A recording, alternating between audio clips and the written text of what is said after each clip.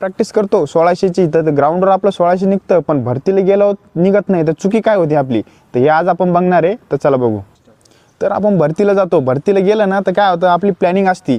तर starting slow करायची, नाही प्रत्येक जसं त्याचं स्टॅमिनावर डिपेंड असतं. कोण सुरुवातीला फास्ट घेतं, एंडिंगला स्लो घेतं, कोण सुरुवातीला स्लो घेतं किंवा एंडिंगला फास्ट घेतं. तुमच्या टेक्निकनुसार तुम्ही पळू शकता. पण आपण काय करतो, प्रॅक्टिस तशी करतो, पण ज्यावेळेस भरतीला जातो ना त्यावेळेस काय होतं, एकदम प्रेशर असतं. प्रेशर असल्याने काय होतं, आपण रनिंग करतो, आपण रनिंगला उभं केलं तर आपल्या संग पोरंसुद्धा पळते. पळायल्याच टायमाला काय होतं, तेव्हा आपण तिथं गडबडून जातो. त्या टायमाला काय लागतं ना, तर माइंडचं आणि बॉडीचं कॉर्डिनेशन पाहिजेत. ज्यावेळेस तुमचं कॉर्डिनेशन नसलं तर तुम्ही काय करते, पोरं पुढे गेले ना, आपली प्लॅनिंग असते ती सोडून देते आणि त्यांच्या लेवलनी पळायला पाहते.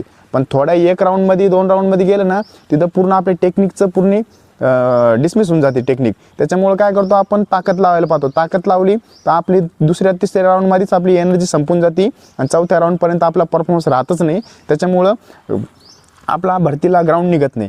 ही गोष्ट आहे. तर मेंटॅलिटी ठेवा आणि आपली जी प्रॅक्टिस आहे ना, आपली टेक्निक आहे त्याच्यावर फोकस राहा. जाऊन द्या, दुसऱ्याला पुढं गेला ना तर जाऊन द्या, पण आपण लास्टच्या राऊंडपर्यंत आपण बरोबर कव्हर करून घेतो.